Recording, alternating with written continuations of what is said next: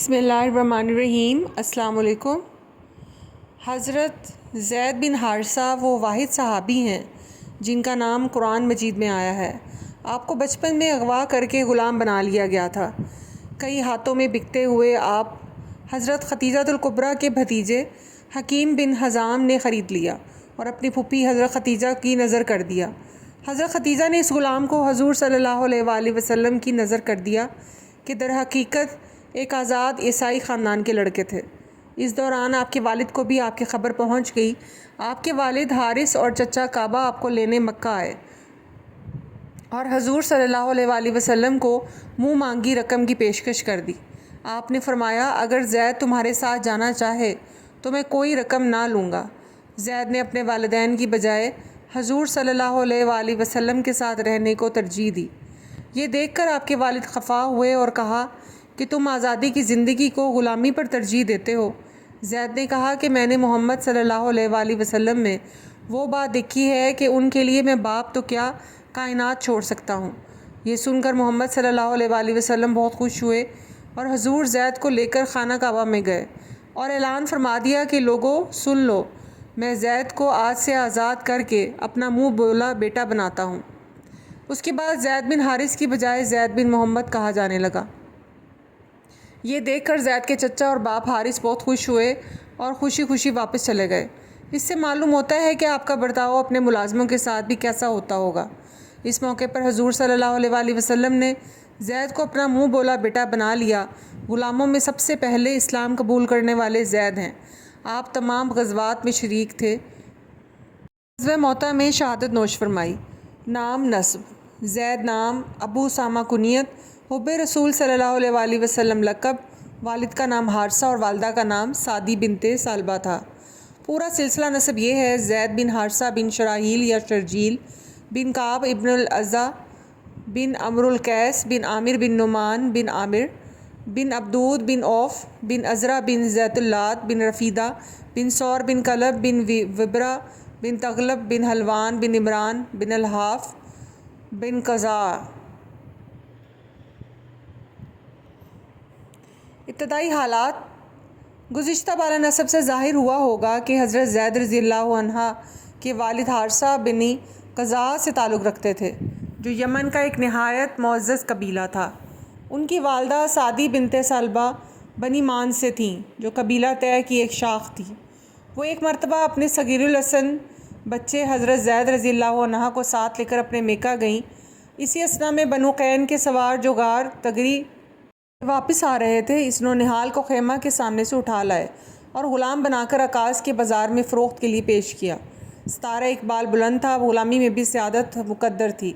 حکیم بن حزام نے 400 درہم میں خرید کر اپنی پھوپھی ام المومنین حضرت ختیجہ بنت خویلد رضی اللہ عنہا کی خدمت میں پیش کیا جن کی وساطت سے سرور دو عالم صلی اللہ علیہ وآلہ وسلم کی غلامی کا شرف نصیب ہوا۔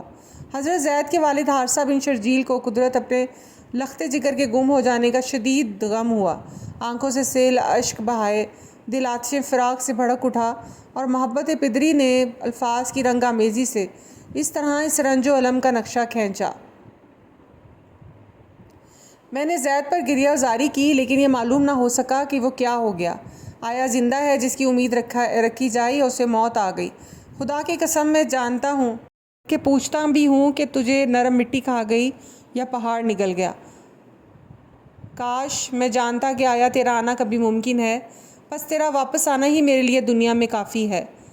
آفتاب اپنے طلوع ہونے کے وقت اس کو یاد دلاتا ہے اور جب غروب کا وقت قریب آ جاتا ہے تو اس کی یاد کو پھر تازہ کر دیتا ہے۔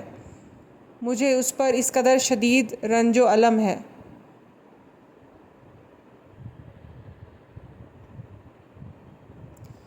عنقریب میں اونٹ کی طرح چل کر تمام دنیا چھان ماروں گا۔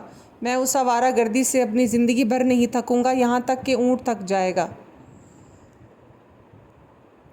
یا مجھ پر موت آ جائے۔ ہر آدمی فانی ہے اگرچہ سراب امید اسے دھوکہ دے۔ قیس اور عمر یہ دونوں زید کے بھائی تھے۔ دونوں کو اس کے جستجو کی وصیت کرتا ہوں اور یزید کو پھر اس کے بعد حبل کو وصیت کرتا ہوں۔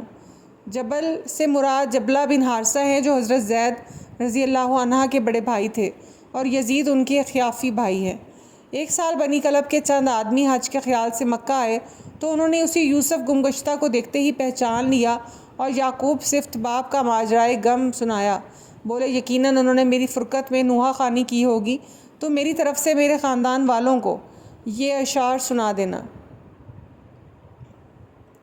میں اپنی قوم کا مشتاق ہوں، گو ان سے دور ہوں، میں خانہ کعبہ میں مشعر حرام کے قریب رہتا ہوں، اس لیے اس غم سے باز آ جاؤ جس نے تم کو پرعلم بنا رکھا ہو، اور اونٹوں کی طرح چل کر دنیا کی خاک نہ چھانو۔ الحمدللہ کہ میں بنی باد کے ایک معزز اور اچھے خاندان سے ہوں، پشت در پشت سے معزز ہے۔ بنی کلب کے زائروں نے واپس جا کر ان کے والد کو اطلاع دی تو تعجب سے ان کی آنکھیں چمک اٹھیں اور وہ فوری یاد سے یک بے یک بے یقین نہ ہونے دیا۔ بولے رب کعبہ کی قسم، کیا میرا ہی نور نظر تھا؟ ان لوگوں نے جب تفصیل کے ساتھ حلیہ جائے قیام اور مربی کے حالات بیان کیے تو اسی وقت اپنے بھائی کعب بن شرجیل کو ہمراہ لے کر مکہ کی طرف چل کھڑے ہوئے اور حضور کی خدمت میں پیش ہوئے اور بہت منت سے عرض کیا، اے ابن عبداللہ، اے ابن عبد المطلب، اے اپنی قوم کے رئیس زادہ، تم اہل حرم اور اس کے مجاور ہو، مصیبت زدوں کی دستگیری کرتے ہو، قیدیوں کو کھانا دیتے ہو۔ ہم تمہارے پاس اس غرض سے آئے ہیں کہ ہمارے لڑکے کو آزاد کر کے ہم کو رہین منت بنا دو، زر فدیہ جس قدر چاہو لو، ہم بیش قرار معاوضہ دینے کو تیار ہیں۔ ارشاد ہوا، وہ کون ہے؟ بولے زید بن حارثہ۔